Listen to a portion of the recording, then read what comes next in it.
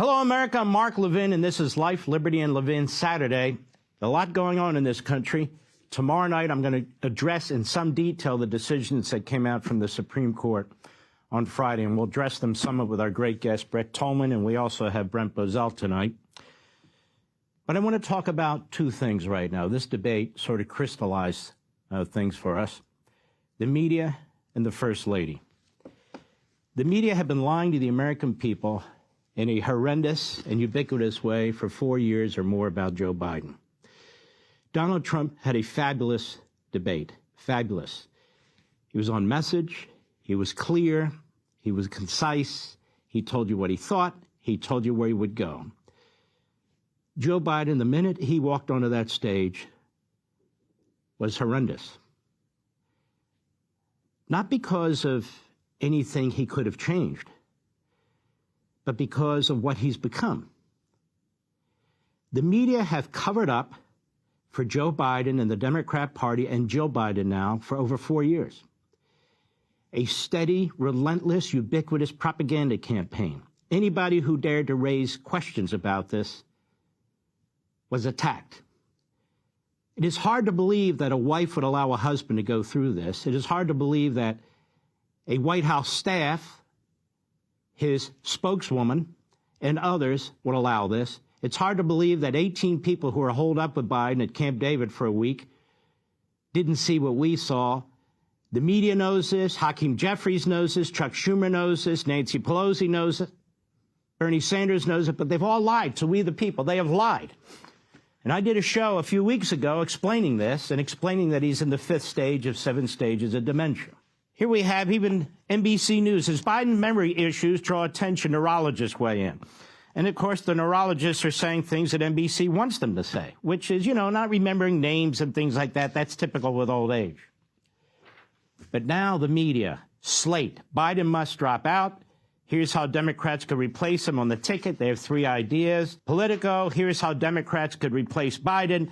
They have a few ideas. Here we have the Congressional Research Service from 2020 talking about secession and all the rest of it. The only way Joe Biden leaves, given the time right now, to the convention is if he decides not to run. That is, he can stay in the presidency but announce he's not going to run, and then at the convention, the delegates are free to select another candidate. But let me be abundantly clear about this. If Joe Biden is not the nominee of the Democrat Party, that means all those people who voted in all those states and all those primaries will have been disenfranchised. Because Biden, his family, his inner circle, the Democrats, and the media allowed us to reach this point. It is diabolical. We've never seen anything like this in American history, ever. And so I want to talk about the press, and then I want to talk about Mrs. Biden.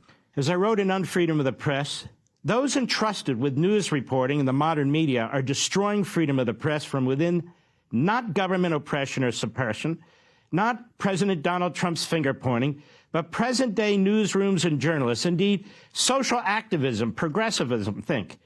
Democrat Party partnership, opinion and propaganda, passed off as news, the staging of pseudo-events, self-censorship, bias by omission, outright falsehoods, are too often substituting for old-fashioned objective fact-gathering and news reporting. The media knew exactly what was going on, all of them. You even have a former press secretary, Psaki. She's on MSNBC. She's been covering for her old boss.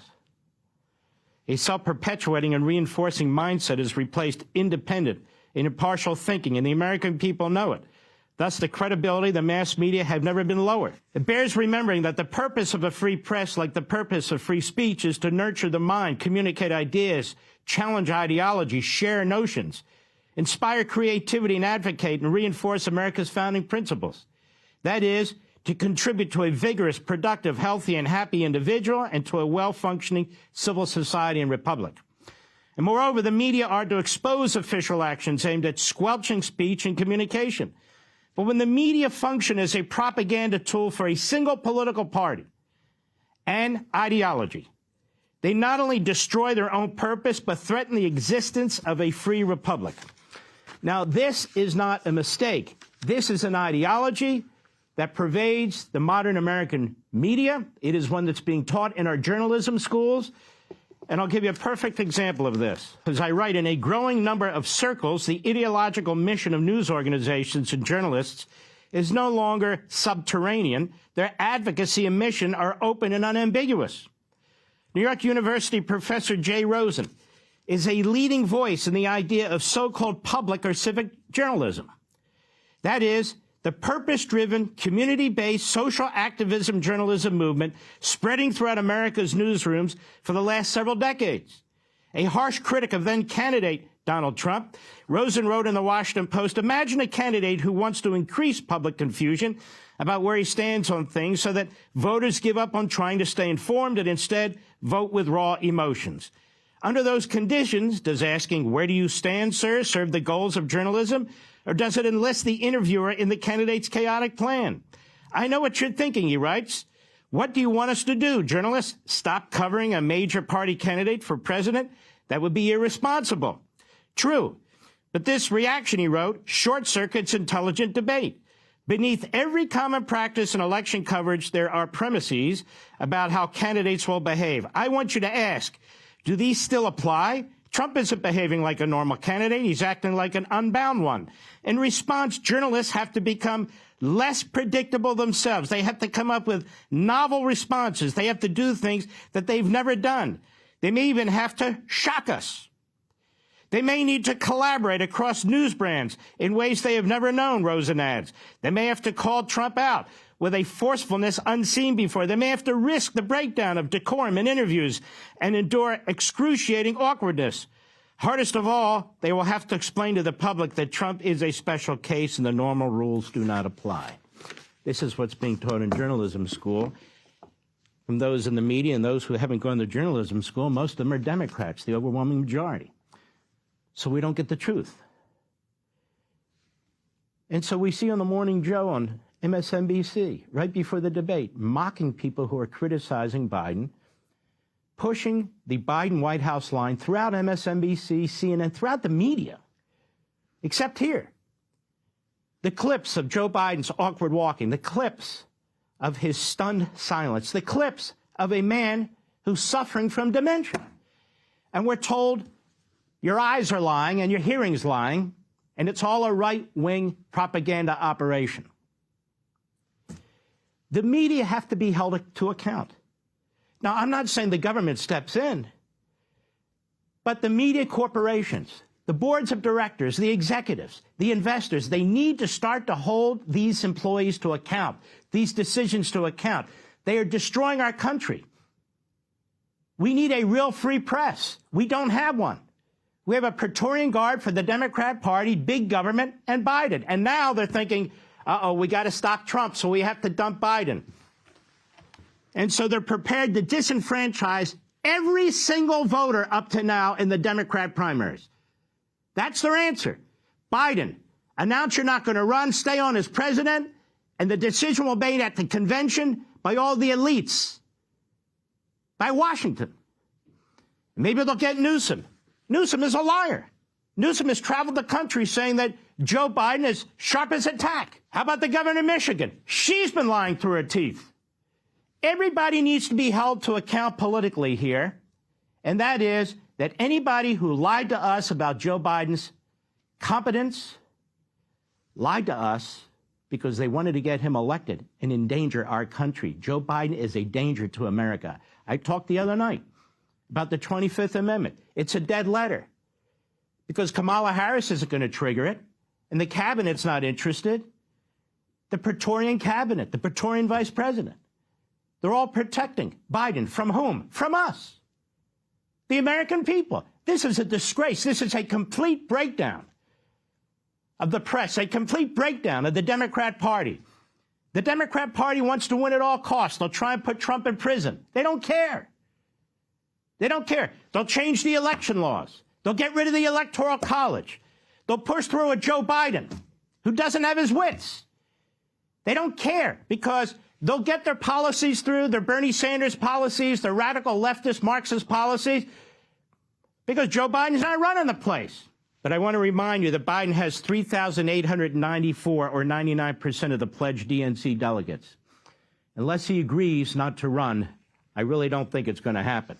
And that said, if he decides not to run, that means that Democrat primary process was a fraud and a fake from beginning to end. And the disenfranchisement of all those voters will be the greatest voter suppression and repression in American history. Now, I asked myself, I've asked my wife, I asked you folks a month ago when I did my program on Joe Biden and his dementia, what's with Joe Biden? Even after the debate, she went on the stage and helped Joe off. She knows Joe intimately. She knows what he can and cannot do, even in their most intimate circumstances. She knows he's not fit to be president of the United States. She knows all these things.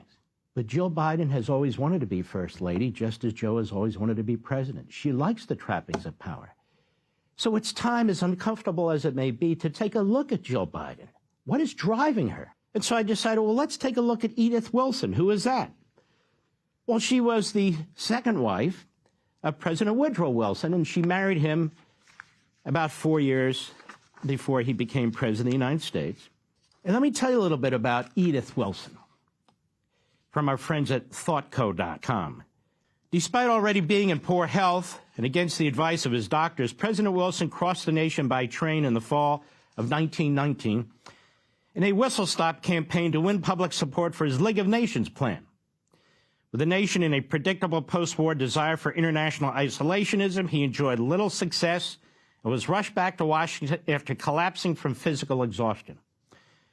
Wilson never fully recovered and finally suffered a massive stroke on October 2, 1919. He had been very frail up to that point. Massive stroke, utterly incapacitated. Edith, his wife, immediately began making decisions. After consulting with the president's doctors, she refused to make her husband resign and allow the vice president to take over. Instead, Edith began what she would later call her 1 year and 5 month long stewardship of the presidency. In her 1939 autobiography, My Memoir, Mrs. Wilson wrote, quote, "So began my stewardship. I studied every paper sent from the different secretaries or senators, tried to digest and present in tabloid form the things that, despite my vigilance, had to go to the president. I myself never made a single decision regarding the disposition of public affairs. The only decision that was mine was what was important and what was not, and the very important decision of when to present matters to my husband. He asked thousands of questions and insisted upon knowing everything, particularly about the Treaty of Versailles." Well, it goes further. Edith started her presidential stewardship by trying to hide the seriousness of her partially paralyzed husband's condition from the cabinet, the Congress, the press, and the people. In public bulletins, either written or approved by her, Edith stated that President Wilson merely needed rest and would be conducting business from his bedroom. Cabinet members were not allowed to talk to the president without Edith's approval. She intercepted and screened all material intended for Wilson's review or approval. If she deemed them important enough, Edith would take them into her husband's bedroom. Whether the decisions coming from the bedroom had been made by the president or Edith was not known at the time. After studying the proceedings of the Wilson administration over the years, historians have concluded that Edith Wilson's role during her husband's illness went beyond mere stewardship. Instead, she essentially served as president of the United States until Woodrow Wilson's second term concluded in March of 1921. I'll ask the question. I ask a lot of questions on this program other people don't ask, and it turns out that they're the right questions. Is Jill Biden the new Edith Wilson? Somebody is. These decisions, the coalescing of the policy issues, the executive orders, there are invisible hands in this administration, sort of a Politburo of advisors and staff. But in the end, the person with the most influence in this White House is Jill Biden. And so we have a right to ask, not wait for historians, but we have a right to ask today, Jill Biden, what exactly is your role in this White House? Because I think most wives would say to a husband that is suffering, as Joe Biden is, from stage 5 out of 7 stages, heading to stage 6 quickly of dementia, honey, I don't think you should humiliate yourself any further.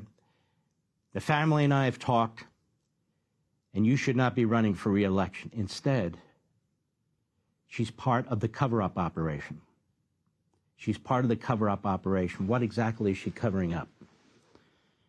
And then finally on this point, let me say something. You in the media must hate this country beyond our imagination. You've known what the hell is going on. You in the Democrat Party, the leadership, the activists, you know what the hell's been going on too. You people in the White House and you 18 so-called debate experts who hold up with Joe Biden at Camp David for a week, who do you think you are? Deceiving America, hoping he could get this man through the debate, knowing damn well he doesn't have the sense to be president of the United States? Power? Really, is power that important to you? Apparently so. So it's not just Joe Biden who's the problem.